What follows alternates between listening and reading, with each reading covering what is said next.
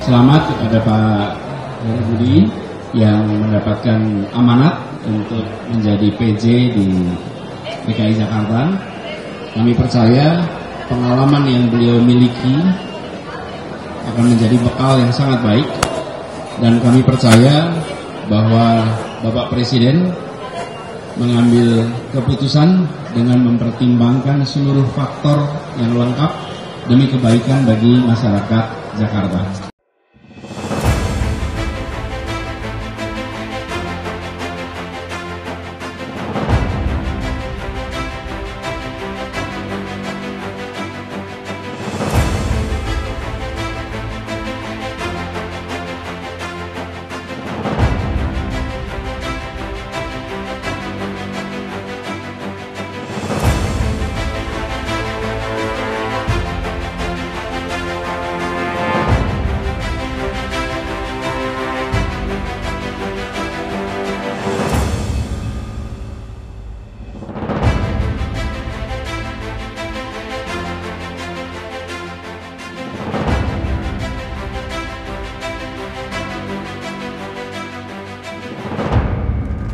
Pemirsa, kita bertemu kembali di Indonesia Lawyers Club.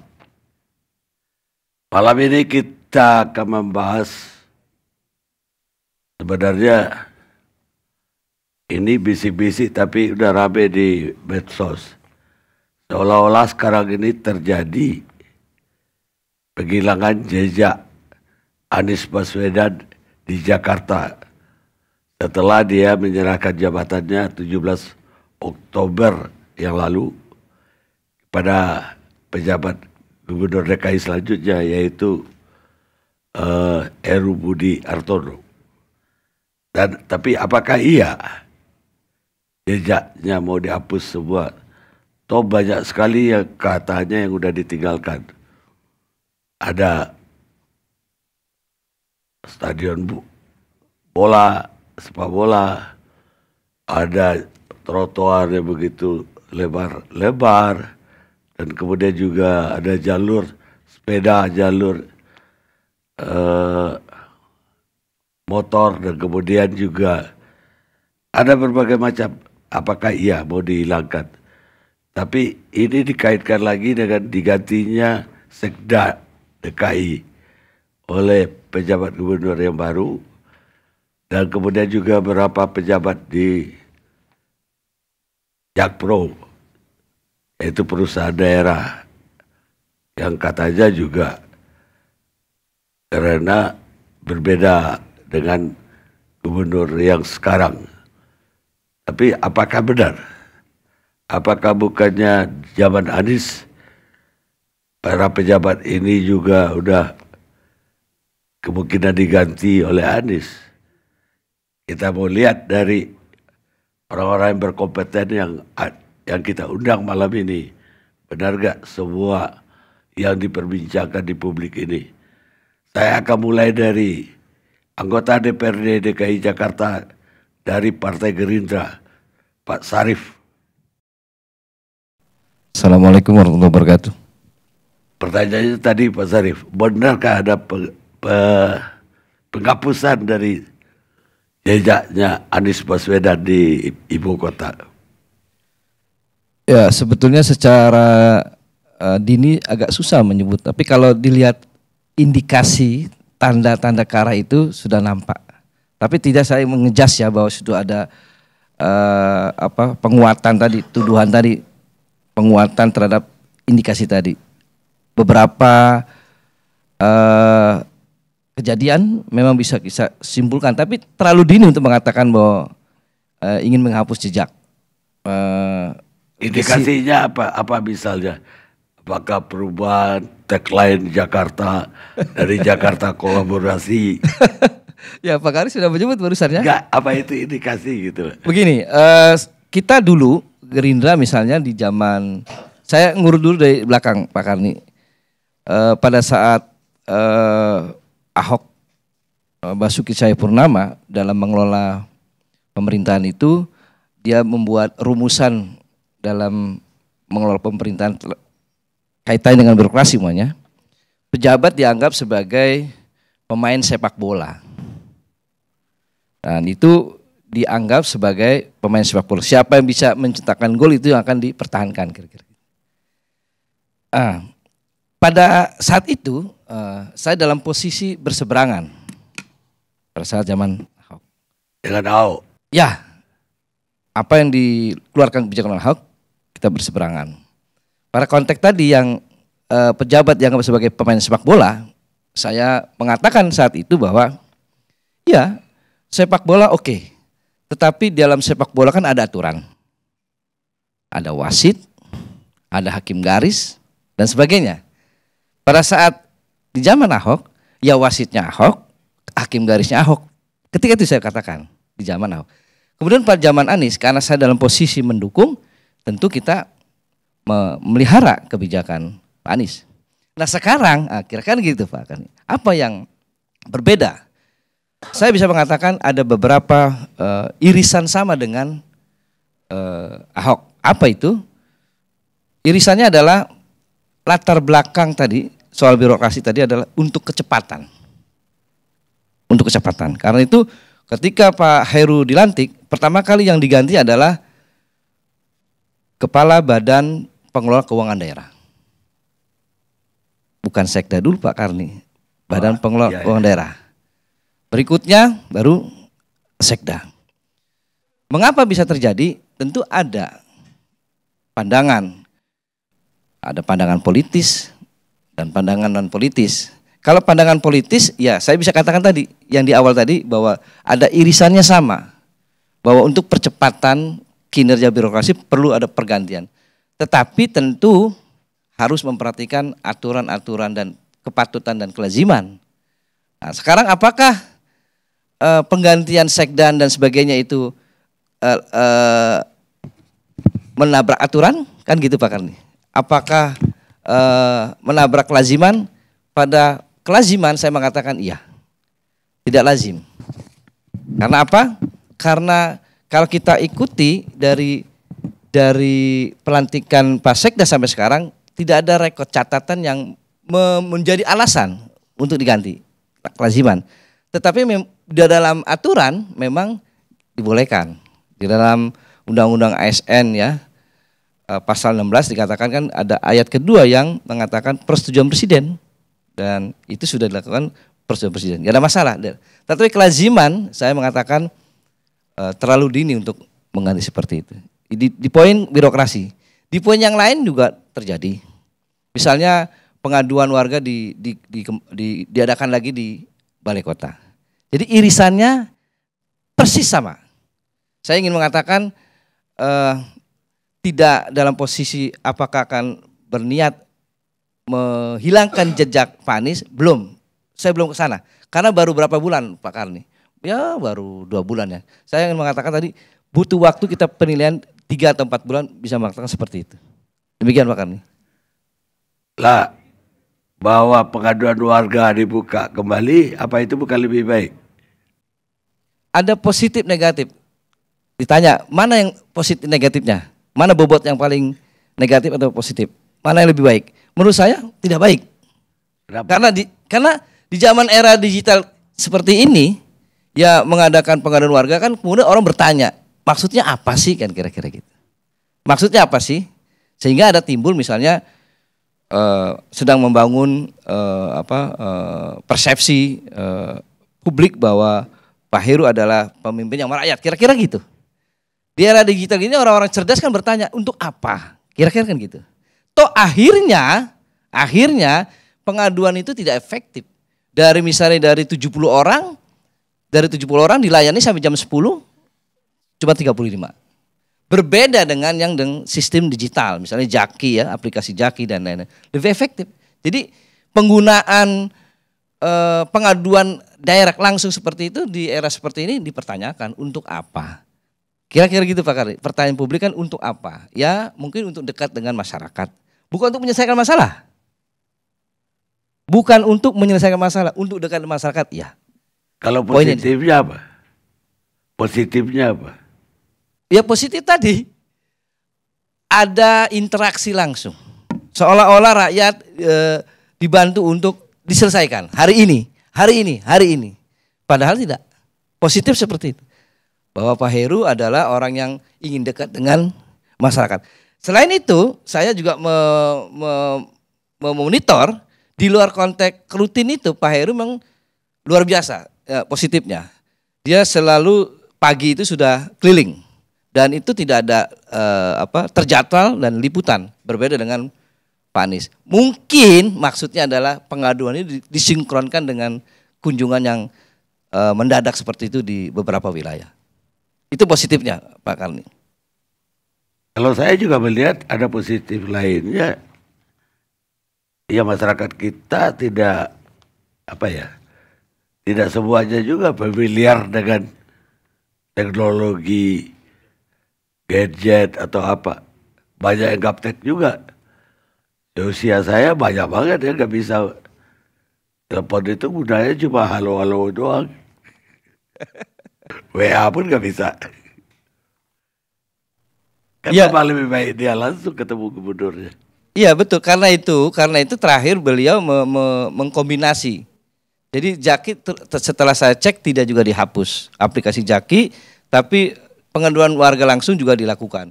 Dan yang saya ketahui setelah ada pengaduan itu, toh masalahnya kemudian dialirkan ke bawah, ke kantor-kantor lurah ya. Berbeda di jangan Pak Anies itu tidak dialirkan di kantor lurah, tetapi ada tim-tim tersendiri yang turun ke tempat-tempat di mana itu masalah timbul.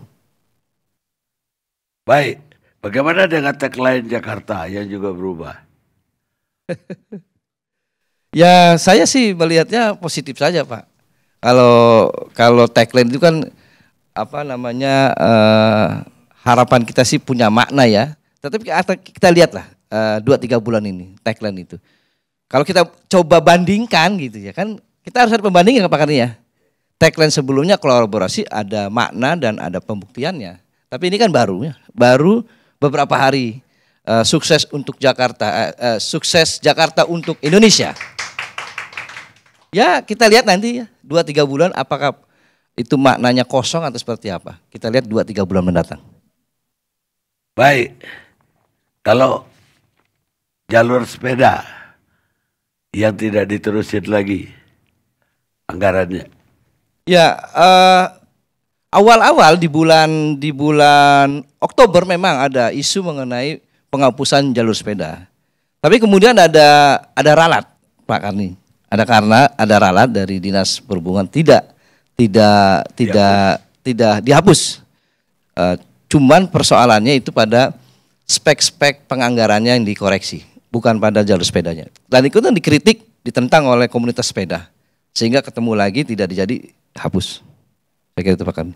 Ya kalau itu dievaluasi kembali dari spek-spek yang ya ada yang bikin macet misalnya, ngapain diterusin? Iya. Tapi kan tapi kan teknis Pak Karni, bukan kebijakannya, teknisnya. Jadi begini, kan banyak komplain warga bahwa jalur sepeda seperti Pak Karni lihat malam itu ada lampu klip gitu ya. Orang bingung itu. Jadi komplain itu. Nah, komunitas sepeda kan jarang main malam. Tidak komplain kan? Komplain warga masa kalau siang yang komplain pesepeda. Sehingga itu sedang dievaluasi yang lampu klip itu makin bikin sempit jalan ya dan membingungkan warga ya pengguna jalan raya. Itu sedang dievaluasi. Jadi bukan kebijakannya Pak Karni, teknisnya. Jadi itu ada protes dari kalangan pesepeda sehingga Pak Heru juga mau mendengar itu. Ya artinya bahwa dia koreksi mana yang kurang bagus, dia terusin yang bagus. Artinya positif kan semua. Betul. Saya melihat positif. Awalnya itu loh Pak. Awalnya itu ada berita bahwa anggarannya dihapus. Memang ini pentingnya pengawasan masyarakat Pak Karni. Kalau tidak ada tekanan dari masyarakat kita nggak tahu. Itulah hikmahnya ada suara netizen sehingga ada dilakukan evaluasi. Ya lampu itu di Singapura saya nggak lihat, di Tokyo nggak lihat juga. Ya. Di New York juga nggak ada. Betul. Nggak tahu saya ide dari mana itu. jadi konyol jadi. Iya betul. Baik, saya mau ke Sekretaris Fraksi PSI DPRD DKI Anthony Winza. Ya, Bang Karni, izin saya anggota DPRD, bukan sekretaris fraksi lagi. Oh, udah anggota. Rotasi. Rotasi. Ya. Jadi kalau menurut saya Bang Karni, apa iya sih urusan ganti slogan doang nih Bang Karni dianggap menghapus jejak? Kalau pertanyaannya sama nih ya, saya pikir apa iya rekam jejak yang katanya ditawarkan oleh beliau kemana-mana, saya menawarkan rekam jejak gitu kan? Apa iya rekam jejaknya yang katanya sebesar itu bakal hapus cuman gara-gara ganti slogan, gara-gara ganti kata-kata ketakutan? Lagi pula nggak ada larangan juga buat menghapus jejak. Kalau memang ada yang lebih baik, pasti rekam jejak yang lebih baik menghapus rekam jejak yang lebih buruk. Itu udah otomatis. Dan kita carikan pasti yang terbaik. Sebenarnya saya juga salah kalau membandingkan Pak Anies dengan yang sekarang itu nggak apple to apple ya. Karena ya ada lagunya, ojo dibanding-banding ke, ya mesti kalah. Kenapa saya ngomong kayak gitu? Yang pertama, kalau yang lalu, ini penafsiran saya sebagai anggota DPRD bekerja sama Pak Anies, saya punya hak untuk menilai. Kecepatan beliau dalam mengeluarkan kata-kata, itu tidak berbanding lurus dengan kecepatan beliau dalam mengeksekusi tata kota. Jauh. Masih banyak contoh saya bisa keluarkan. Contoh, bisa saya kasih tahu nih, Perpres tentang LRT, Perpres 55 tahun 2018. Target dari Pak Jokowi ada sekitar 13-an rute LRT. Yang dikerjakan yang mana? Yang di dapil saya aja tuh, di Kelapa Gading Velodrome aja. Cuman bolak-balik Kelapa Gading Velodrome. Nah itu kan cuman keren di kata-kata. Nggak ada eksekusi nyatanya itu jauh. Kecepatan tata katanya nggak berbanding lurus. Apalagi kita ngelihat RPJMD beliau. RPJMD apa sih? Mungkin ada yang belum tahu, RPJMD ya target kinerja beliau 5 tahunan gitu. Jangka menengah. Bisa dilihat air bersih, kalau saya ubek-ubek air bersih nih. Di RPJMD, di masa akhir jabatan beliau itu, targetnya itu 79,6% warga DKI terkoneksi air bersih. Dari start awalnya itu cuma 60%. Ujungnya, kalau selesai masa jabatan 79%. Tapi sekarang realitasnya, saya baru tanya sama Dirut PDAM, Direksi PDAM. Berapa sih sekarang realisasinya dari target 79, awalnya di 60, baru 66. Berarti baru 6% kenaikannya dari zamannya Pak Anies sampai beliau selesai. Nah cuma 6%, berarti kecepatannya itu nggak secepat kata-katanya di RPJMD. Kecepatannya hanya 1% per tahun. Kalau begitu warga DKI butuh 34 tahun. Kalau dengan rate kecepatan seperti itu. Nah kalau saya lihat. Waktu zaman Ahok berapa persen? Ya itu belum di masa jabatan saya Pak. Tapi kalau saya memahaminya dari apa yang saya kawal sebagai mitra kerja yang sejajar.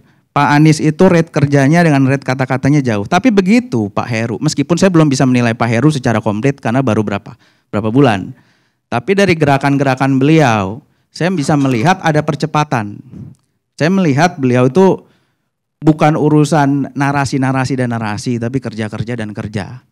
Gitu. Dan satu lagi mungkin saya perlu beritahu juga bahwa ada Ingub 49 2021, itu instruksi dari Pak Anies ke Sekda di 2021. Itu di 2021 tuh beliau sudah kerja berapa tahun, Bang Karni? Isinya apa? Isinya tolong dong, ini bahasa saya ya, tapi nanti silakan ditampilkan. Isinya intinya semua tolong Pak Sekda beresin. Semuanya yang prioritas daerah. Lah, terus tanggung jawab dan tanggung jawabnya itu semua diserahkan ke Sekda. Jadi kalau ada apa-apa Sekda yang salah. Itu di akhir masa jabatan baru suruh Sekda beresin semua. Sisanya cuman kata-kata di RPJMD yang manis-manis saja. Nah, di dalam Ingub itu konyolnya di masa akhir jabatan Pak Gubernur suruh Sekda bersih-bersih. Ada tulisannya apa? Tolong bikin master plan. Master plan buat apa? Yang pertama, master plan buat fiskal. Kedua, master plan buat aset daerah. Loh, orang kerja itu pasti udah punya master plan dulu di awal, baru kita kerjain 5 tahun. Ini kerja setelah sampai 2021 dari awal jabatan. Baru mau bikin master plan di 2021 akhir, di pertengahan di akhir masa jabatan. Itu kan terlalu banyak narasi sampai beliau ngomong di forum apa tuh. Yang penting gagasan narasi di ujungnya baru karya. Karyanya ngerjain siapa? Ingub, suruh Sekda yang kerjain. Kalau gitu gajinya Pak Anies kasih aja semua ke Sekda. Kalau tanggung jawabnya ada di Sekda, bisa di copy, bisa di zoom itu nanti ingupnya tulisannya tanggung jawab penuh Sekda. Semua Sekda. Terus ngapain? Itu yang saya bilang ya ojo dibandingke ya mesti ngalah. Bukan banding, tapi apa iya banyak tindakannya Anies yang perlu kita anulir atau kita ganti sekarang ini? Ya kalau banyak yang perlu diganti, kami dari fraksi PSI tentunya berharap banyak yang perlu diganti. Apa misalnya? Contoh legasi-legasinya apa? Misalnya dari hari-hari pertama Pak Heru udah cukup baik ya dengan mengganti apa yang hilang. Warga bisa mengadu langsung juga di balai kota. Tadi Bang Syarif bilang nggak efektif. Nah kalau saya bilang efektif karena saya yakin Bang Syarif sendiri pun juga begitu reses pasti turun ke lapangan. Nggak pakai digital kalau memang argumennya seperti itu. Menyerap aspirasi loh, mendengarkan aduan. Tetapi boleh juga ditambah dengan yang digital, itu kan bagus kalau ada dua-duanya. Kenapa salah? Itu kan sesuatu yang bagus. Dan legacy Anies itu justru membebani pejabat berikutnya. Legasinya apa? Kita lihat komitmen fee aja menurut BPK. Masih perlu ada nambah kan 90 miliaran lagi. Itu kan beban. Sekarang Jakpro disuruh pusing cari duit dari mana. Ini legacy yang kalau bisa dihapus, hapus aja. Jejak-jejak itu. Kenapa kita harus takut menghapus jejak yang tidak baik? Dengan kinerja yang lebih baik. Jadi saya nggak antipati dengan kata-kata menghapus jejak. Saya dukung kalau memang harus ada jejak yang dihapus. Tapi jangan terlalu over khawatir kalau jejaknya berasa bisa dihapus hanya karena ganti-ganti slogan. Toh Pak Anies juga waktu itu ganti slogan kok dari gubernur sebelumnya. Dari Jakarta baru terus berubah slogannya jadi maju, kotanya bahagia, warganya. Itu kan cuma slogan. Tadi saya juga sudah konfirmasi ke dinas terkait bahwa sebenarnya hanya slogan yang diganti, logonya tidak diganti. Jadi kota kolaborasi itu masih ada. Hanya ditambah slogan. Seperti itu, slogan yang baru. Yaitu, disempurnakan lah ya. Ya? Disempurnakan. Meskipun saya juga pribadi nggak setuju kota kolaborasi, tapi ya udah. Itu cuma masalah kata-kata. Saya sebagai anggota DPRD, saya melihat saya nggak butuh kata-kata. Eksekutif adalah eksekutor. Eksekutor, bukan kata-kata, bukan parameternya sebagai jubir. Jubir indikator kesuksesannya, kinerjanya adalah tata kata. Ya beliau dulu pernah jadi jubir pemenangan. Tapi ketika beliau menjadi eksekutif daerah, eksekusi, kata-katanya aja eksekusi. Mana eksekusinya? Jangan sibuk narasi, begitu karyanya di ujung 2021 bikin ingup, Sekda tanggung jawab, beresin semua. Dan lucunya lihat ingupnya, itu urutan paling atas itu apa tuh? Formula E. Nomor 2-nya apa? Suruh revisi RPJMD. Saya kaget melihat revisi RPJMD-nya draftnya Bang Karni. Target-target indikatornya diturunin semua. Banyak kayak OKOC diturunin, yang tadinya indikator kesuksesannya itu ada 7P. Dari peserta awal sampai P terakhir itu pemodalan, dapat modal. Itu indikator suksesnya. Diganti, direvisi. Hanya daftar aja udah lolos tuh rapotnya. Masa mau dihapus begitu rapotnya? Inilah saya bilang, kekuatan, kecepatan kata-kata yang tidak berbanding lurus dengan kecepatan eksekusi, padahal dia eksekutor daerah. Tapi ya banyak masyarakat yang mengagumi Anies dalam hal pembangunan ini. Ketika orang daerah datang ke Jakarta, lihat trotoarnya rapi-rapi, lihat ada jalur untuk sepeda, kemudian belum lagi lihat JIS. Banyak legasi yang dia tinggalin. Bagaimana Anda menanggapinya? Iya, itu kan sebenarnya bertentangan sendiri dengan kata-kata beliau. Beliau bilang bangun-bangunan megah itu karya kayak Firaun atau apalah itu. Itu kan mudah Bang Karni, tinggal minta persetujuan DPRD, anggarannya jadi, mereka tinggal eksekusi. Bahkan stadion aja minta dana pen. Itu gampang Bang Karni, itu masalah anggaran. DPRD yang punya fungsi anggaran ketuk. Kalau cuman mau jadi eksekutif, cuman mau begitu aja, semua juga bisa. Tapi yang sulit buat masyarakat pahami kan, skornya eksekutif itu sukses atau enggak, berapa yang dia kerjakan dari target RPJMD dia. Saya buka ubek-ubek RPJMD dia, janji-janji dia di Perda. Mana air bersih? Katanya 79%, sekarang masih 66%. Air bersih menurut PBB, General Assembly PBB bilang hak akses air bersih adalah hak asasi. Berarti telah terjadi pelanggaran hak asasi dong di dalam pemerintahan daerah di DKI selama masa jabatan beliau. Dapil saya, Bang Karni, air bersih itu lebih mahal daripada hotel-hotel bintang 5 bayar ke PDAM. Karena mereka harus bayar dari air gerobakan begitu. Itu akses air bersih mana? Katanya anggarannya kurang lah, inilah itulah. Tapi buat hal-hal yang mewah bisa minjem uang. Buat balapan ada aja duitnya. Kan konyol Bang Karni. Ada tanggapan Pak Sarif? Ya, saya ingin luruskan ya. Itu Ingup itu harus kita baca latar belakangnya. Terbit kenapa itu adalah tahun 21 ya. Tahun 21 kan? Iya, 21. Nah, ada apa tahun 20, awal-awal 20 dan apa 21? Ada yang namanya dampak pandemi Covid. Satu hal yang paling penting saya ungkap, misalnya perdebatan di DPRD tentang penggunaan dana PEN untuk JIS. Ketika itu banyak pertentangan, ya, banyak pertentangan. Kenapa harus pakai dana PEN misalnya? Karena APBD kita mengalami kontraksi, lemah. Itu yang timbul namanya Ingup, percepatan untuk program-program KSD, kegiatan strategis daerah. Jadi harus dibaca latar belakangnya. Kedua, tadi misalnya soal tinggal minta uang sama DPRD, ya jadi dieksekusi. Enggak sederhana begitu. Seorang pemimpin, seorang gubernur itu selain juga kerja, perlu ada yang namanya narasi. Apa narasi itu? Narasi itu untuk membimbing pekerjaan itu. Ada arahnya, ada yang dituju.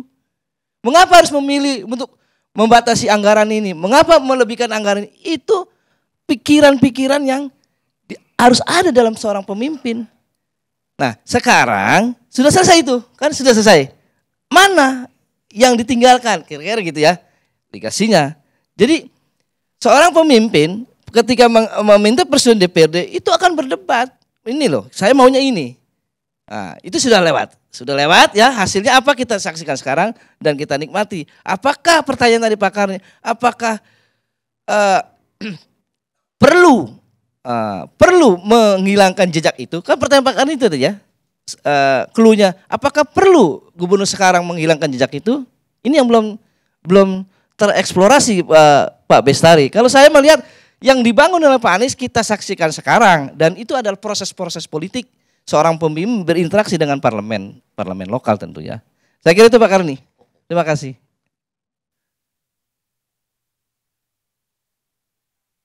Pemirsa, pemimpin tidak harus bertanggung jawab terhadap opini publik. Tapi dia harus bertanggung jawab terhadap konsekuensi perbuatannya sendiri. Henry Kissinger, mantan Menlu Amerika. Kita rehat sejenak.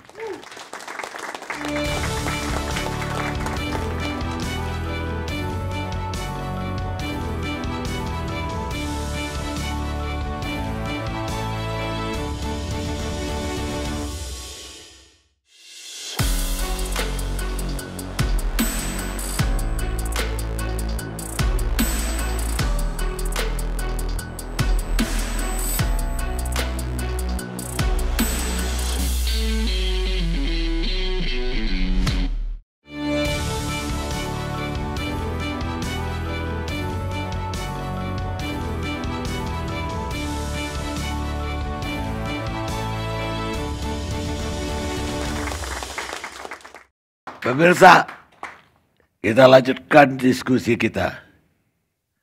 Sekarang giliran politisi Partai Nasdem, Bestari Barus. Tapi sebelum masuk ke topik, ada pertanyaan saya satu yang mengganjal. Kenapa enggak sampai hari ini deklarasi Nasdem dengan PKS dan Demokrat belum terjadi juga? Di mana ganjalannya? Iya, terima kasih Bang Karni. Saya kira itu pertanyaan yang agak lari dari konteks kita, tapi perlu mendapat jawaban. Jawabannya sederhana, Nasdem telah mendeklarasikan tanggal 3 waktu itu ya, bulan Oktober, Nah, kalau PKS dan PKS dan Demokrat, mereka masih melakukan konsolidasi internal, patut dihormati untuk pada akhirnya nanti. Tapi kalau presidennya udah kira-kira aman-aman lah itu, udah Anies lah ini, kan gitu ya. Ya itu sementara Bang Karni, tetapi kita berharap bahwa kalau cuman deklarasinya Anies kan tanggung gitu ya. Dan waktu pun masih panjang, maka saya beberapa kali menyampaikan lambat ada yang ditunggu, cepat pun ada yang diburu. Nah, sekarang ini agak lambat sedikit karena memang kawan-kawan ini kan harus berkonsolidasi secara internal terlebih dahulu, baru kemudian memutuskan untuk bersama-sama. Jangan khawatir Bang Karni, saya tahu hati Bang Karni seperti apa. Insya Allah Anies Baswedan calon presiden. Hatinya ke Maroko atau Prancis? Nah ini nanti jam 2 kita saksikan. Enggak, masyarakat mempertanyakan. Ini apa belum Ya sampai kata sepakat antara orang sudah sepakat lah itu Anies Baswedan. Jadi masyarakat Indonesia tenang, tetap istiqomah bersama Anies Baswedan. Saya kira itu. Baik, sekarang diskusi kita. Iya apa Bang Karni? Pertanyaannya udah jelas dari tadi. Iya, saya kira begini. Apa ada upaya menghapus jejak Anies? Begini, pertama, siapa sih yang kemudian menggaungkan ini? Apa Anies? Merasa dirinya kemudian, oh saya mau dihapus rekam jejaknya. Bukan. Gak ada dia berstatement apapun tentang itu. Maka menjadi aneh bagi saya ketika hari ini ada yang kemudian mengatakan tadi, PSI mengatakan, kok takut? Nah, yang takut itu siapa? Anies ini berapa partai politik? Dia bukan anggota partai politik, ya. Kemudian menjadi gubernur 5 tahun, 5 tahun dengan prestasi yang menurut hitungan kami moncer. Nggak ada itu terintimidasi, bahkan dengan partainya Pak Sarip sekalipun tidak ada terintimidasi. Artinya apa? Zero kalau urusan takut buat Anies Baswedan. 0 besar, itu yang membuat kami jatuh cinta kepadanya. Kira-kira itu. Itu satu. Jadi urusan takut hilang. Berikutnya, ya saya gini loh, sebaiknya dalam acara-acara seperti ini kita memberikan pencerdasan kepada masyarakat. Narasi yang kita bangun tuh jangan yang receh gitu. Kalau ingin mengatakan Anies gagal, coba runut. Kenapa dia tidak menyelesaikan urusan air? Tidak disampaikan bahwa ada kontrak yang masih panjang dengan Aetra dan Palija yang menghalangi kita berinvestasi. Itu nggak disebut. Terus bagaimana dong? Pertanyaan berikutnya lagi, Pak Sarip kenapa ngeluh? Kan Anda yang harusnya meletakkan, gua nggak mau tahu, sekian dana untuk membuat satuan sambungan itu. Dari waktu saya di sana itu masih 47 sekian persen, sekarang sudah 66, itu luar biasa. Gitu loh, di tengah apa? Kontrak baru berakhir 2023. Aetra Palija tidak ingin memperpanjang karena belum tentu kami yang menang. Atau belum tentu akan diserahkan kepada kami, tapi mau diambil oleh PDAM. Kalau kami investasi lebih besar lagi, kembalinya bagaimana? Nah, ini tidak mencerdaskan masyarakat ketika tidak disampaikan niat apa di balik itu. Sudahlah, saya pernah di sana, kok saya paham betul itu. LRT, pertanyaannya LRT ini tugas siapa? Berapa uang yang diberikan? Berapa pada rapat-rapat anggaran itu didorong uang ini agar terlaksana? pada RPJMD selalu tersebutkan bahwa dapat dilakukan revisi. Ketika dilakukan revisi kok keberatan? Apa alasannya untuk keberatan?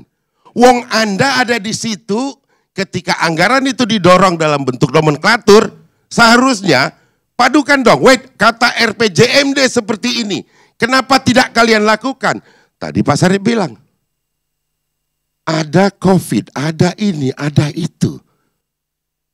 Jangan yang dipikir cuman bagaimana kita kunjungan kerja 3 hari difasilitasi negara, rakyat, yang kunjungan kerjanya cuma 1 jam. Masa itu yang mau dipertajam? Fair sedikit. Bahkan itu difasilitasi oleh Anies sebagai gubernur Jakarta. Oke lah ini. Supaya dapat ilmu di sana. Bagaimana mereka mengelola anggaran, terapkan di DKI bawah. Karena kita adalah, DPRD dan gubernur adalah bagian dari pemerintahan daerah. Begitu kata undang-undangnya Pak Karni. Nah, oleh sebab itu, kalau tadi kita masuk kepada wilayah pergantian, apa namanya tadi? Penghapusan jejak, saya berani mengatakan saya mewakili Pak Anies Baswedan hari ini. Tidak ada ketakutan seujung kuku pun terhadap hal itu. Karena hal-hal yang dilakukan artifisial, saya bilang itu, yang dilakukan oleh orang-orang untuk melakukan itu tidak akan menyentuh hati masyarakat yang betul-betul merasa puas terhadap kinerja dari Pak Anies Baswedan. Nggak ada gunanya itu. Tetapi kalau yang melakukan itu sekedar mencari legitimasi eksistensi, betapa ruginya kita memiliki gubernur yang seperti itu.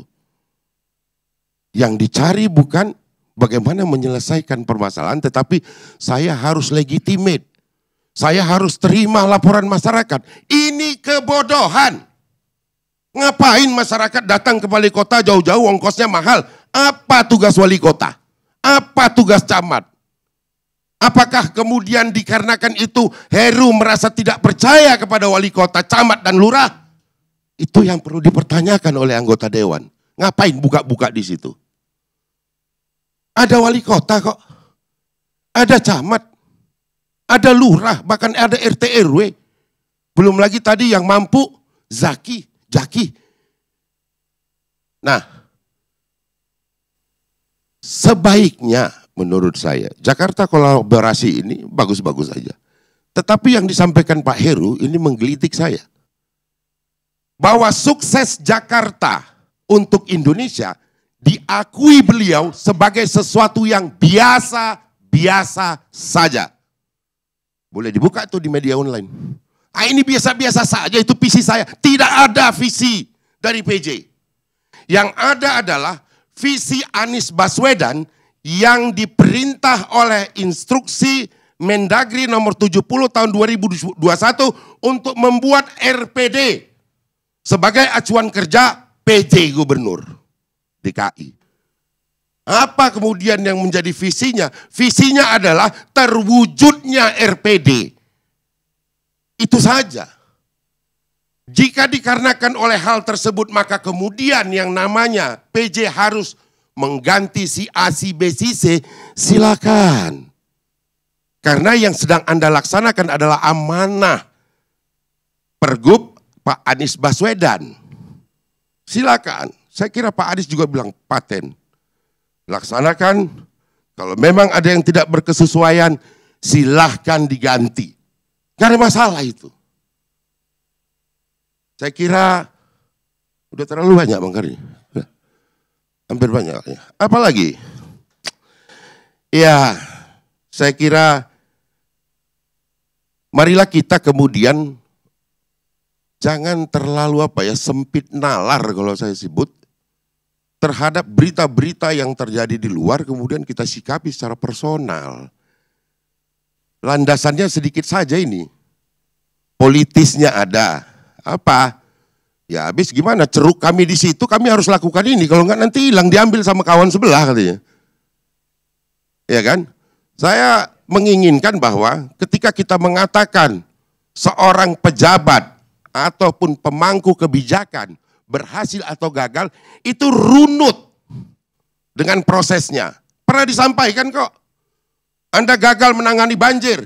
Loh, orang DPRD-nya gagal menghadirkan anggaran untuk sumur resapan. Kemudian sumur resapan tidak bermanfaat.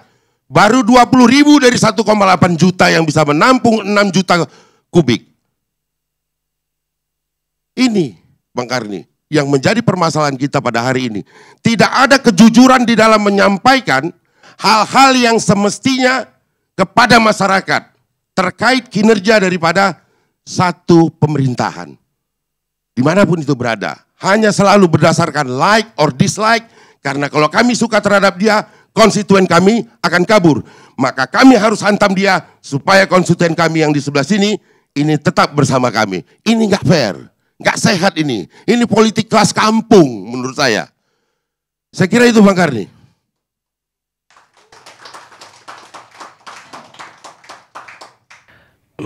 Luar biasa Bestari Barus.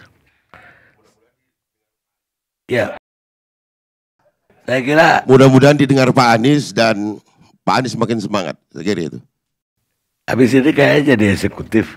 Kalau Anies kepilih. Oh enggak, saya kembali ke DPRD biar merapikan pola pikirnya semua di sana Bang.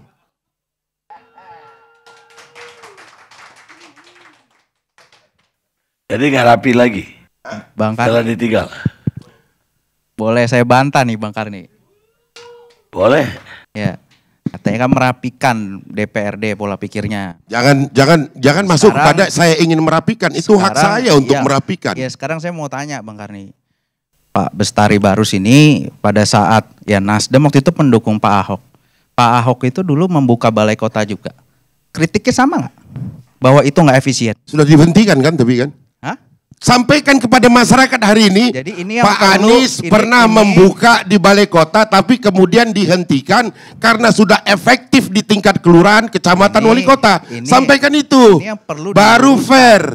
Ini yang perlu diluruskan gitu. Kok Gitu. kok double standar gitu. Kok double standar? Enggak, tidak ada double standar. Sampaikan juga dong bahwa Pak Anies pernah membuka di sana tapi kemudian dihentikan. Pertanyaan saya, jika Anda mewakili Pak Heru, apakah Pak Heru akan menghentikan? Enggak, Anda mengkritik Iya nggak dong. waktu itu pas Pak Ahok pertama itu dikritik nggak? Siapa yang kritik? Nasdem mengkritik nggak? Mengkritik siapa? Mengkritik Pak Ahok. Saya membuat balai kota. Pak kritikus paling keras terhadap Ahok dan terhadap Anies Ya, Baswedan. balai kota itu dikritik nggak? Dua-duanya saya kritik, Pertanyaan saya tapi tidak kritik dijawab, saya Bang Karni, pertanyaan saya tidak nggak dijawab. berdasarkan kebencian dan rasa tidak suka, tetapi karena tugas saya sebagai anggota DPRD. Ini yang perlu Itu dia. diluruskan. Ini perlu diluruskan bahwa tidak mampu Beda dijawab. antara politisi, Bang. Nanti Tukang tolong ingatkan beras. saya Bang Karni Sebentar, untuk Pak. menjawab ini. Tukang beras itu komoditinya beras yang dia jual. Kalau politisi mulutnya ngomong. Jadi kalau ada politisi mengatakan saya anti narasi kata-kata, ini politisi atau apa tukang beras ini? Nyamar kali atau bagaimana? Gitu loh saya kira. Baik, sekarang giliran Pak Gilbert Simanjuntak. Anggota DPRD fraksi PDI Perjuangan. Ya, makasih Bang Karni. Saya menyimak dari awal pembicaraan kita ini. Jadi judulnya atau tema kita adalah upaya menghapus jejak Anies. Apa upaya yang dilakukan untuk menghapus? Apa yang dihapus? Apa jejak Anies? Dan itu siapa itu Anies? Kita bahas begitu saja. Ini akan lebih jelas upaya apa yang dilakukan. Kalau mengganti Sekda, Sekda kan tidak dicopot, malah naik deputi, sehingga pergeseran ini lebih mulus. Dan tidak ada yang dilalui, yang dilanggar aturan pengangkatan itu. Karena itu kan persetujuan presiden. Dan kemudian sekdanya bukannya kosong, ada sekdanya namanya Pak Uus. Walaupun kemudian PLT selama 6 bulan ya Mas Arief ya. Karena di Komisi A itu. Jadi tidak ada yang masalah di sini. Yang masalah adalah karena kita bikin masalah. Ini nggak ada yang masalah, ini sebuah proses yang normal. Kalau dikatakan upaya lalu kemudian mengganti dirut BUMD mau dikatakan itu masalah. Tidak ada yang masalah. Anies 3 bulan sebelum habis dia ganti itu. 3 bulan sebelum habis itu lebih fatal lagi. Kalau pejabat baru mengganti timnya, ya wajar-wajar saja. Siapa yang melarang? Dimanapun pejabat baru akan ganti tim. Kenapa kemudian diganti? Karena tidak perform. Kenapa tidak perform? Ada BPBUMD yang memberikan masukan. Jadi jangan mengatakan bahwa ini semua keputusan otoriternya gubernur. Tidak, kan baru. Kenapa kemudian muncul itu? Karena ada masukan, ada target. Lalu kemudian kenapa kemudian tadi Mas Syarif mengatakan kepala Badan Pendapatan dan Keuangan Daerah? Itu ada semacam kondisi tertentu yang tidak mungkin kami bicarakan terbuka di publik. Itu saya skip lah, karena itu tidak etis. Lalu kemudian apakah yang dilakukan oleh gubernur sekarang ini salah? Ini kan namanya Indonesia Lawyer Clubs, nullum delictum. Apakah ada aturan yang kemudian mengatur itu? Tidak ada. Pasal pertama kan nullum delictum nulla poena sine punali. Tidak ada yang dilanggar. Jadi artinya jangan kemudian dipermasalahkan, mencari-cari masalah. Kemudian apakah penggantinya kepala BPKD itu kemudian orang yang tidak benar? Kan diganti dengan inspektorat. Kepala BPKP. Ini orang yang kemudian track recordnya udah jelas betul tingkat kepercayaan publik kepada dia dalam hal kebersihan lah, bersih dalam artian keuangan. Artinya ada sesuatu yang kemudian kita mesti lihat di situ. Dan tidak diganti dengan sembarang orang, ya artinya meritokrasi juga begitu. Kemudian apakah pengaduan warga ini sesuatu yang dianggap melakukan deanisisasi? Loh, warga yang diuntungkan kok. Kenapa kemudian kita yang repot di sini? Gitu aja kok repot-repot. Warga senang. Nyatanya warga berbondong-bondong datang. Bahwa kemudian Nasdem tidak setuju, silahkan aja kita lihat suara Nasdem nanti 2024. Sebentar, jangan putus dulu. Tunggu dulu. bicara, saya coba cabut dulu kata-kata tidak setuju itu. Saya tidak pernah menyampaikan bahwa saya tidak setuju. Oke. Mungkin PDIP yang setuju ini. Nanti dulu, jangan begitu dulu. Nah, saya kembalikan dulu. Nah, apakah kemudian penggantian ini sesuatu yang salah? Tidak. Percaya sama saya, akan lebih banyak pejabat yang diganti. Normatif kok itu. Dan apakah kemudian ini penggantian ini sesuatu yang salah? Tidak ada yang salah. Saya juga kalau saya menjadi pejabat, saya akan ganti dengan tim saya yang seide dengan saya. Yang bisa kemudian mengerti pola pikir saya. Kan capek ngomong dengan orang yang nggak mau mengerti kita. Bukan berarti Pak Marula tidak mengerti, tidak. Pak Marula itu karena diganti, karena memang kebutuhannya wakil. Kan TGOPP tidak ada. Sekda diangkat, PLH, PLT.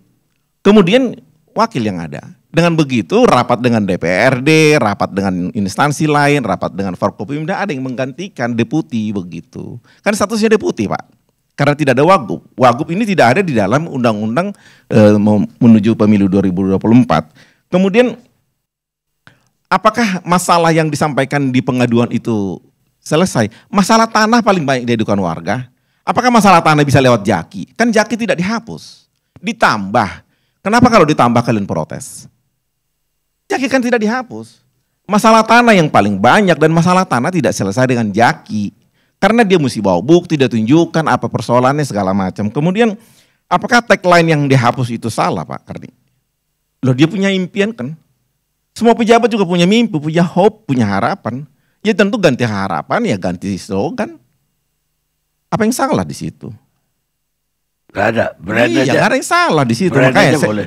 saya lanjut lagi. Nah kemudian jalur sepeda tadi dibahas. Loh, kan kita minta jalur sepeda itu tadi saya harus koreksi, anggaran untuk pembangunan baru yang dihilangkan. Kita kemudian muncul lagi untuk evaluasi. Tetapi untuk jalur sepeda mungkin kita skip aja karena itu topik yang sangat besar ya. Kemudian tadi pertanyaan Bang Karni, orang daerah datang ke Jakarta mengatakan kagum dengan jalur sepeda trotoar. Itu kan orang daerah Bang Karni. Kalau orang Jakarta ditanya gimana hasil surveinya, dia tidak begitu bagus di Jakarta. Justru incumbent Bung Anies sama Bung Arija kalah dengan Bung Ridwan Kamil sama Bu Risma. Kita lihat sendiri hasilnya. Lalu kemudian buat saya Anies adalah masa lalu di DKI. Pasti memudar. Semua pejabat yang sudah selesai akan memudar. Itu masa lalu. Tidak ada pejabat satupun yang bertahan namanya sesudah dia tidak menjabat. Itu alami. Kenapa kita kemudian mempersoalkan kemudian ini deanisisasi? Orang dia pasti memudar kan. Bagaimana tidak memudar ya urusannya partai yang mau bawa dia lah.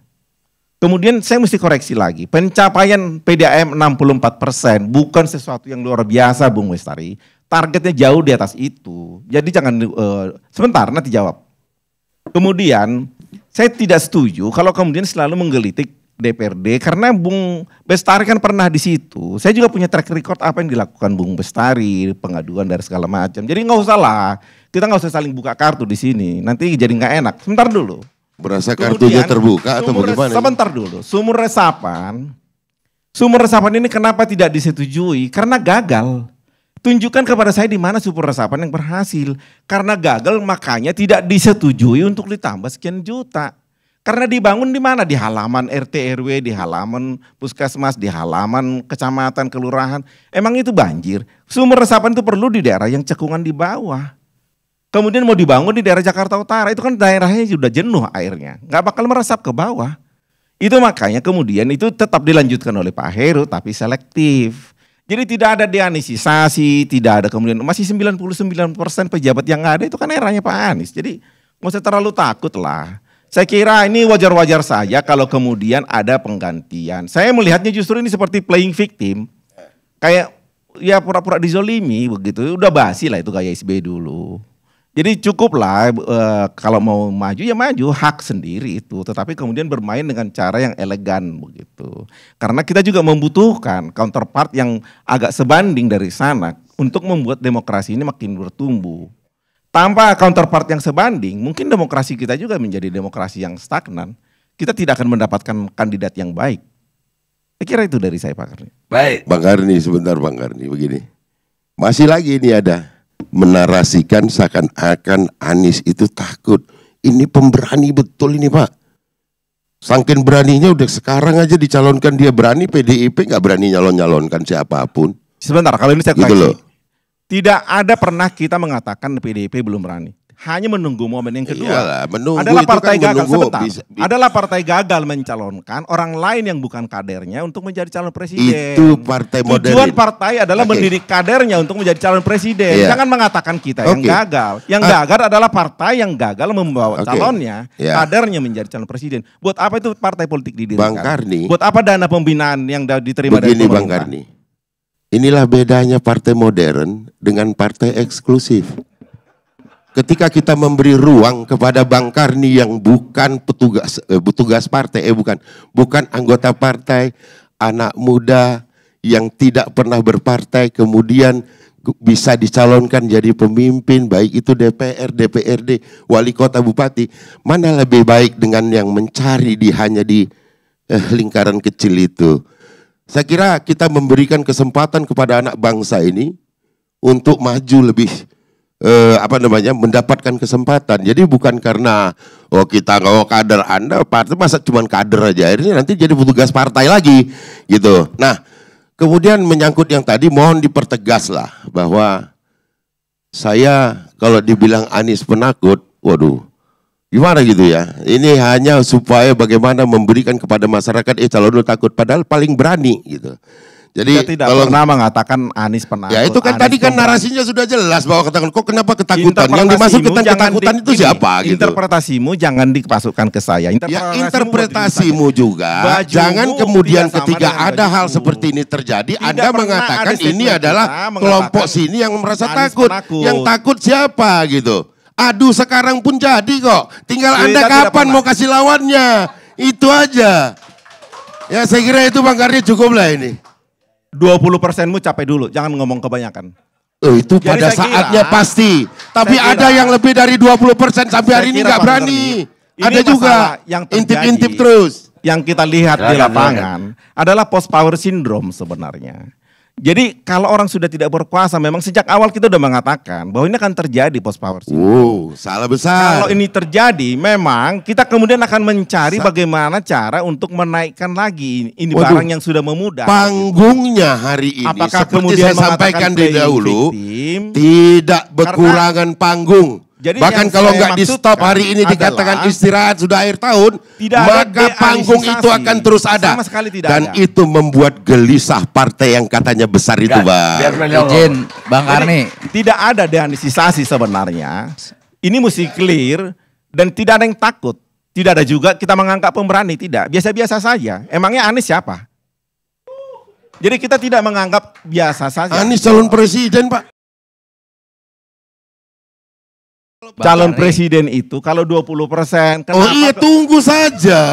Inilah mau buru-buru aja. Yang sudah 20% aja nggak minta punya. kita buru-buru, sekarang balik. Jangan Yang udah berbalik-balik. 20% aja nggak berani kok, gimana sih?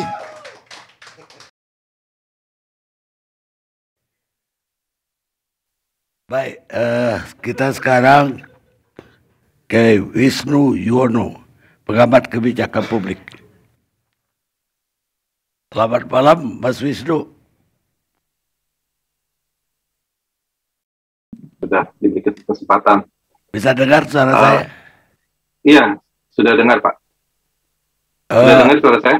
Mas Wisnu dari tadi ngikuti diskusinya. Iya, sangat seru. Apa pendapat Mas Wisnu?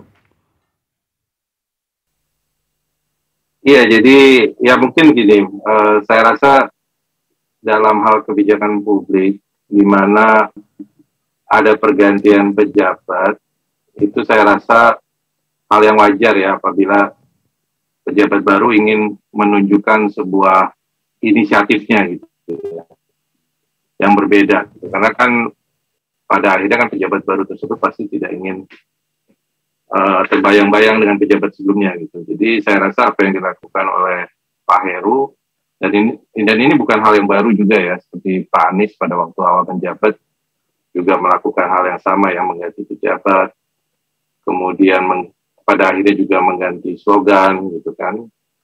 Jadi ini merupakan fenomena wajar ya dalam pergantian kekuasaan dari satu pejabat ke pejabat lain gitu Pak Kani. Masalah substansinya, pergantian slogan, apakah hal yang penting atau enggak, ya saya rasa itu nanti publik saja yang menilai gitu, Pak Kani. Karena kan pada akhirnya kan manifestasi dari kesuksesan pejabat kan juga bagaimana pejabat itu dapat diterima oleh publik. Salah satu indikatornya adalah dengan survei. Sedangkan Pak Heru ini kan baru menjabat kurang lebih 2 bulan gitu. Jadi saya rasa ini sebuah hal yang wajar, inisiatif-inisiatif yang dilakukan dari penggantian slogan, kemudian pembenahan transportasi, kemudian juga ada wacana untuk soal jalur sepeda, itu saya rasa itu bagus diangkat ke wacana publik, jadi publik akan tahu apakah misalnya jalur sepeda itu tetap relevan atau tidak, karena kan kalau kita lihat dari sisi pro dan kontra kan mungkin ada pertanyaan apakah kita misalnya Jakarta dibandingkan dengan Amsterdam atau Copenhagen yang jelas-jelas masyarakatnya mayoritas menggunakan sepeda gitu kan. Kalau saya lihat sendiri di jalan kan mayoritas masyarakat menggunakan mobil, bahkan sepeda motor gitu. Mungkin kalau sepeda penuh pada saat weekend, yaitu hari Sabtu dan Minggu. Nah ini saya rasa perdebatan-perdebatan penggantian kebijakan ini menimbulkan perdebatan-perdebatan dan diskusi, dan saya rasa ini positif itu Pak. Baik Pak, memang kalau kita lihat di Amsterdam atau di Copenhagen, publiknya sendiri memang udah naik sepeda. Jadi kalau fasilitas itu dimaksimalkan ya pas. Tapi memang pertanyaannya Jakarta bagaimana? Justru itu, Jakarta itu kalau dari lihat visinya dari Anies, seolah-olah dia kepingin masyarakat itu merubah atau mengubah budaya itu dari mobil menjadi naik sepeda. Dia bilang bahkan dia lebih istimewakan trotoar, jalan sepeda, jalan motor ketimbang jalan mobil. Agar orang nanti pindah ke public transport. Jadi itu cita-cita dia. Bagaimana menurut Mas Wisnu? Ya, jadi ya maksudnya keinginan itu sangat mulia ya. Cuman mungkin yang perlu kita lihat juga visibilitas dari mewujudkan Jakarta misalnya sebagai kota yang masyarakatnya mayoritas pengguna sepeda gitu ya. Karena misalnya kalau Copenhagen dan Amsterdam kalau dibandingkan dengan Jakarta kan bukan mega city ya. Mega city itu kan penduduk yang mungkin lebih dari 5 juta orang. Ya, jadi ya mungkin dengan Copenhagen dan Amsterdam yang penduduknya mungkin hanya sekitar 5 juta maksimum, hal tersebut visible gitu. Tapi kalau di megacity seperti Jakarta, seperti Hong Kong, seperti Beijing gitu kan, nah itu kan masih banyak transportasi. Mungkin ada wacana mungkin yang lebih visible untuk megacity, bagaimana misalnya meningkatkan transportasi umumnya, yaitu tadi ada MRT, ada LRT. Kalau kita lihat bisa di Tokyo, di Hong Kong, itu kan masyarakatnya lebih banyak menggunakan transportasi umumnya. Megacity seperti London juga, kemudian seperti New York, yang penduduknya lebih dari 8 juta orang, itu mayoritas orangnya juga menggunakan transportasi publik. Tapi memang itu tadi investasinya pastinya sangat besar. Buktinya MRT aja setelah di launch oleh Pak Jokowi waktu menjadi gubernur, itu rutenya baru dari Lebak Bulus hingga Bundaran HI. Nah, itu kan berarti merupakan challenge yang tidak mudah gitu ya untuk megacity seperti Jakarta, di mana kita masih ya harus diakui negara berkembang gitu Pak.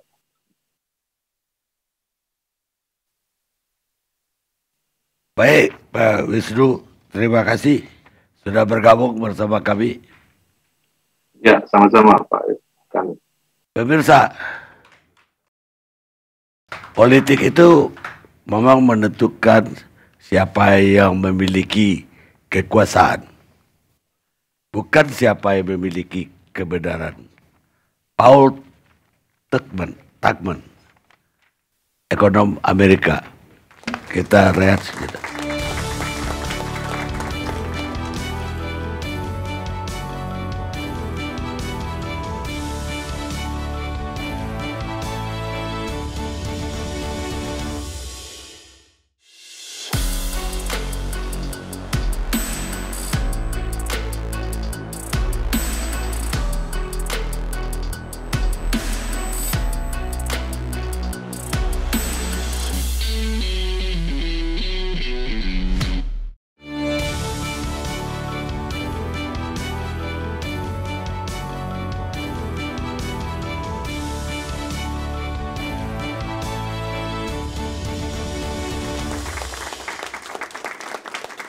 Pemirsa, kita sampai di ujung acara.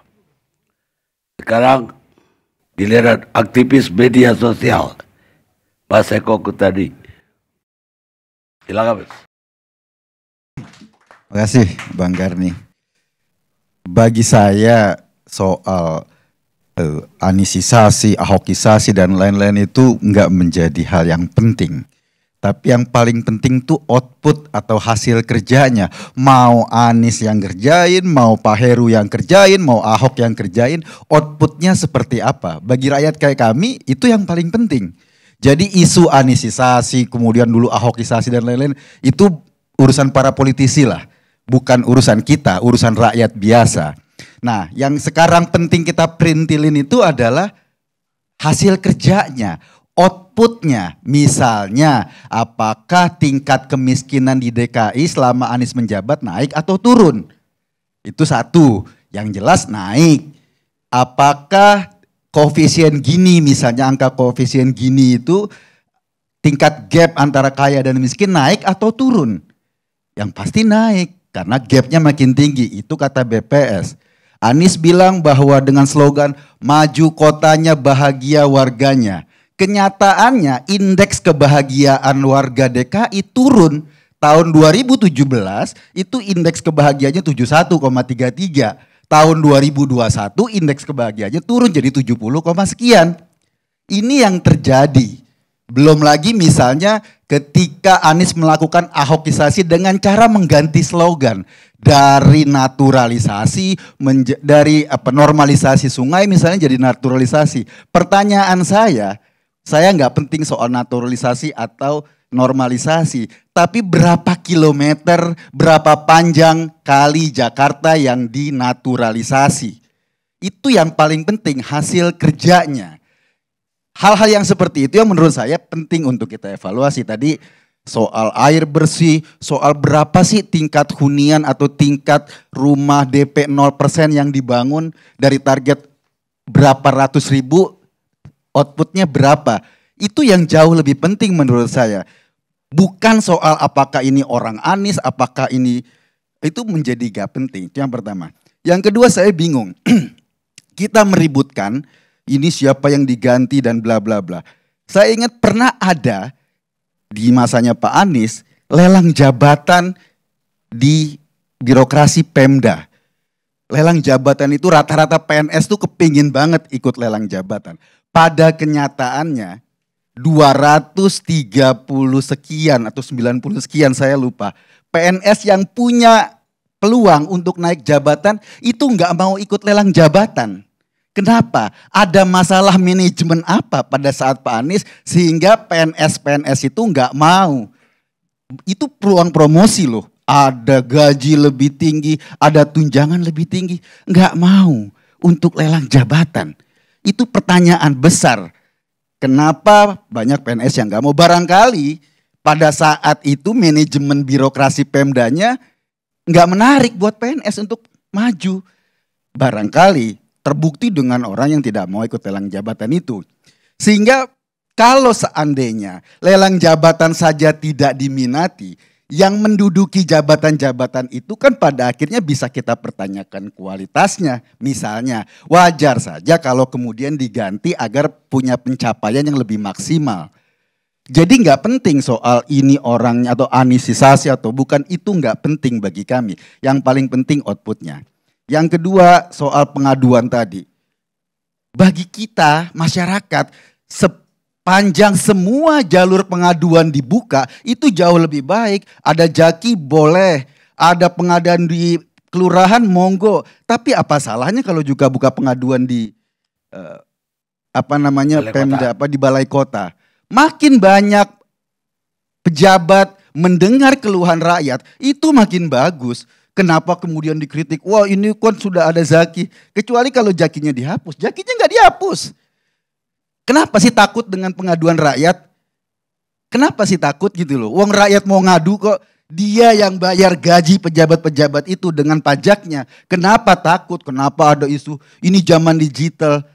Yang nggak semuanya digital. Ada banyak hal yang bisa diadukan. Kalau seandainya semua wilayah pengaduan itu terbuka, justru pejabat akan memahami problem real masyarakatnya. Justru kalau itu ditutup ada ketakutan. Kenapa? Gitu loh. Jadi bagi kami semua jalur pengaduan buka, baik di RT RW, apa di kelurahan, monggo-monggo saja. Apa salahnya gitu loh. Kalau ada mengkritik kenapa jalur pengaduan ini ditutup, kenapa ini dibuka? Buat saya itu agak aneh cara berpikir kayak gitu. Semakin banyak pejabat berinteraksi dengan rakyatnya, dengan publik, semakin tahu masalah-masalah publik, insya Allah kebijakannya akan jauh lebih efektif, lebih benar. Karena tahu masalah-masalah realnya. Tidak cuma di Menara Gading yang asal laporan, asal Bapak senang. Itu yang paling bahaya. Gitu loh. Jadi ada konfirmasi, misalnya ada pengaduan di kelurahan dibuka, ada pengaduan di balai kota dibuka. Ternyata lurahnya cuma laporan yang baik-baik saja, pengaduannya yang kurang bagus nggak diteruskan. Kan jadi bermasalah. Tapi kalau semua jalur dibuka kan jauh lebih efektif. Jangan khawatir dengan itu.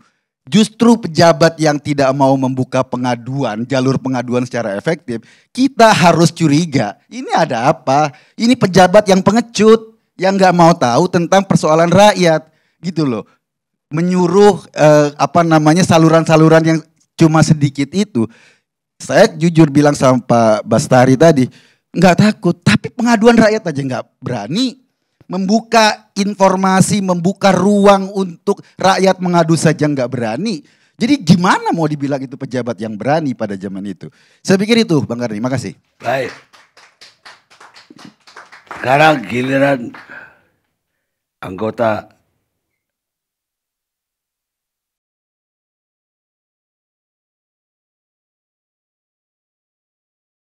Andi Sinulinga. Koordinator Kolaborasi Jakarta.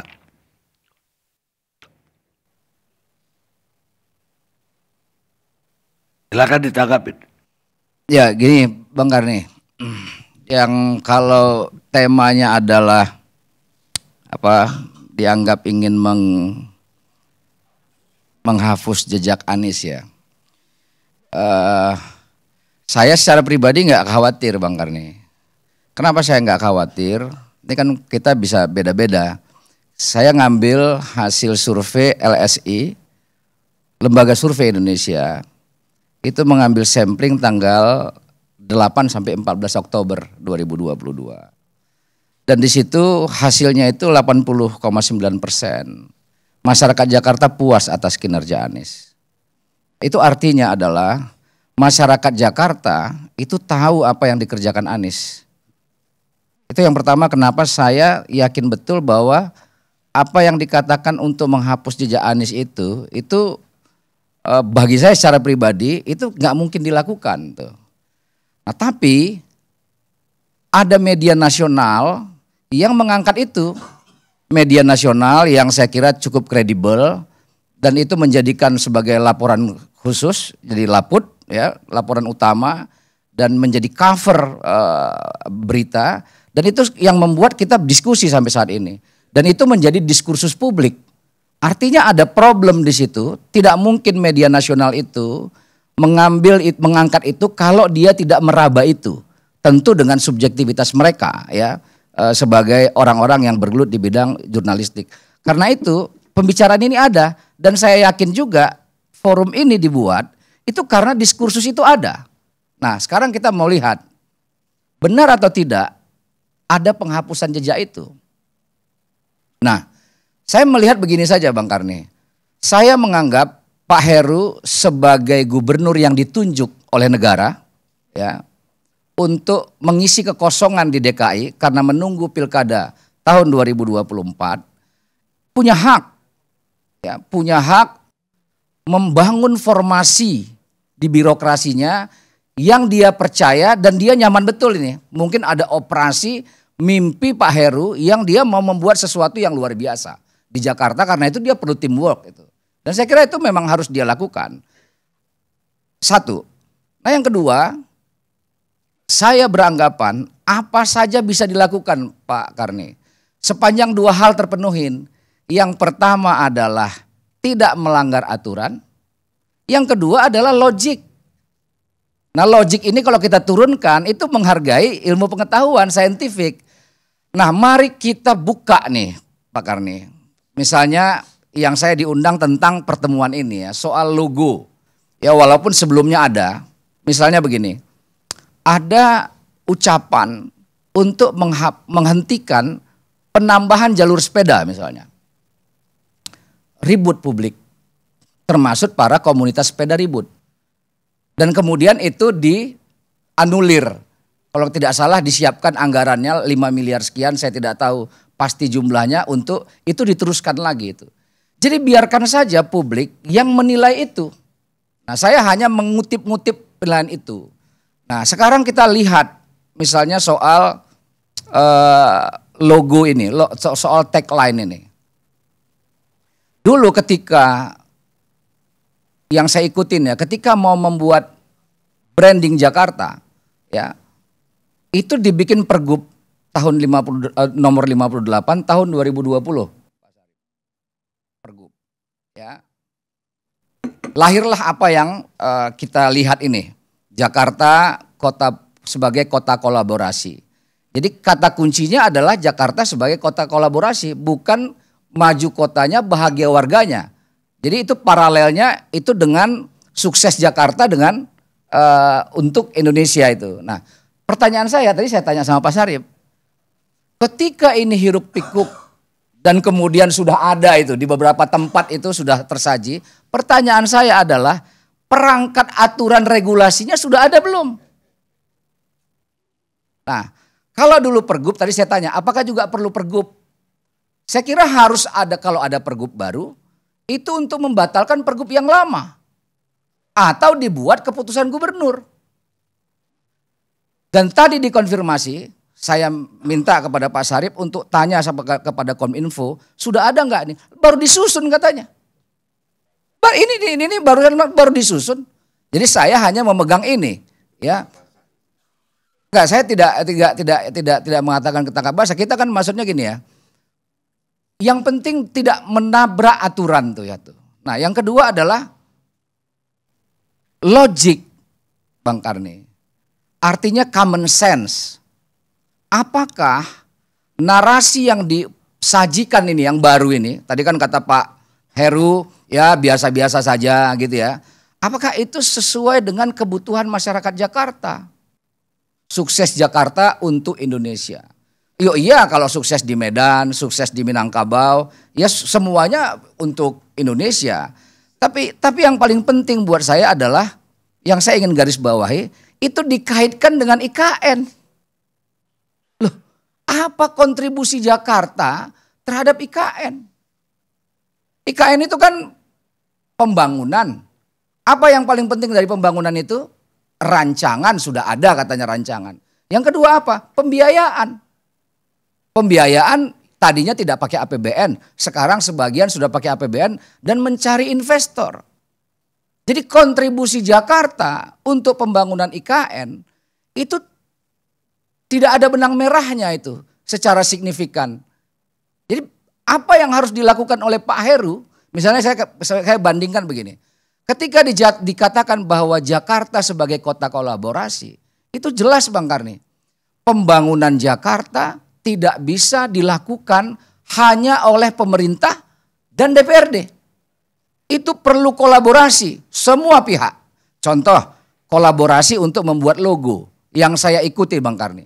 Itu melalui FGD. Itu melihat, saya kasih contoh ya Bang Karni, ini saya di sini. Kalau kita ke Amsterdam, kita lihat di situ I am Amsterdam, ya, I Amsterdam ditulisnya. Tapi di situ ditulis pakai begini nih. Saya kalau kasih tunjuk sama Bang Karni itu, ya, ini branding. Ya. Kemudian kalau kita ke Korea Selatan, ke Seoul, I show you. Itu ini ada sekolahnya Bang Karni yang membuat branding ini. Ini ada sekolahnya. Nah kalau dulu misalnya, kalau yang kita dengar, kita dulu misalnya kalau Bang Karni ke New York, itu kita beli kaos tuh, I love New York gitu. Mungkin ini lebih lama itu. Itu dengan brand. Sehingga orang datang ke kota kita, itu ada sesuatu yang dipakai dan orang senang menggunakannya. Karena itu nggak bisa selera pemerintah, nggak bisa selera politisi, harus menjadi selera publik, karena itu perlu FGD. Nah, lahirlah ini yang saya katakan itu, dan bangga itu para pejabat. Menurut sepanjang pengetahuan saya selama di Jakarta, baru kali ini Pak Sarip, ya, ini persoalan branding ini itu hadir di Jakarta dan orang pakai rompi, pakai ini dan segala macam itu, dan kita pun senang lihat font itu.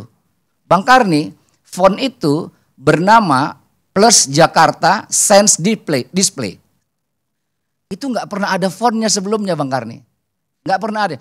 Artinya dari pikiran untuk membangun sebuah branding, logo itu lahir sebuah produk baru oleh anak-anak muda. Dan itu produk baru itu menghadirkan huruf-huruf font itu dalam bentuk font yang beragam yang kita kenal selama ini. Misalnya kita kenal ada Arial, Nero, Arial Black kalau kita ini. Sekarang ada font baru Bang Karni. Dan itu tidak dipatenkan dan dihadirkan untuk kepentingan publik. Nah saya kira yang begini-begini ini juga harus dipikirkan. Saya ingin mengatakan begini. Kalau kerja Bang Karni, maling pun kerja. Kalau orientasi kita cuma, tapi yang mau kita kerjakan itu kan ada gagasannya. Contoh, saya ingin katakan begini contoh. Bang Karni boleh lihat di kampung Bang Karni, di kampung saya, bagaimana pembangunan setelah Indonesia merdeka itu. Apa orientasinya? Mungkin pada waktu itu orang-orang tua kita dulu itu kepingin Indonesia ini maju dan bentuk kemajuan itu adalah mesin, mobil, kendaraan bermotor. Karena itu fasilitas pembangunan dihadirkan untuk kendaraan bermotor Bang Karni. Ya. Bahkan yang kita dulu bersepeda, dulu di kampung-kampung bersepeda, itu menjadi satu antara jalan sepeda dengan jalan sepeda motor atau dengan jalan mobil. Lama-lama sepeda itu tereduksi. Kenapa tereduksi? Yang pertama tidak keren, yang kedua dianggap orang miskin, dan pemerintah pun tidak menyiapkan fasilitasnya itu. Nah, di sini ada perbedaan gagasan. Ini yang saya mau masukkan sekolah kerja. Mungkin Pak Heru, mungkin ini dugaan saya, Pak Heru tidak merasa berkepentingan untuk memfasilitasi kebutuhan warga, dalam hal ini komunitas bersepeda. Mungkin saja, ya. Tapi Anies menurut saya salah satu yang saya rekognisi dan itu baik, semua difasilitasi. Yang menggunakan kendaraan bermotor, mobil, sepeda motor, itu difasilitasi, dibebaskan. Ada tempatnya. Yang dulu dilarang masuk Sudirman Tamrin, hadir karena memang ini hak kita ini. Tapi untuk yang pesepeda juga harus ada hak yang sama. Yang pejalan kaki juga harus ada hak yang sama. Yang naik mobil, naik sepeda motor nyaman, bertanggung jawab. Yang naik sepeda juga nyaman, ada fasilitasnya, bertanggung jawab. Yang berjalan kaki juga nyaman. Jadi ini bukan hanya sekedar untuk memindahkan dari penggunaan transportasi privat, dalam hal ini adalah sepeda motor dan mobil, ke transportasi publik. Bukan hanya sekedar itu, tapi menghadirkan keadilan sosial bagi segala kepentingan masyarakat yang ada. Nah, itu yang menurut saya yang paling penting dalam diskursus kita kali ini. Gitu Bang Karni. Baik. Saya makasih dikasih penutup nih, nungguin tadi dengar banyak semua bicara. Baik. Terima kasih, terima kasih. Pemirsa, berbuat kesalahan adalah manusiawi. Melemparkan kesalahan itu kepada orang lain, itu adalah politik. Ahmed Humphrey, politisi Amerika. Kita ketemu LC yang akan datang.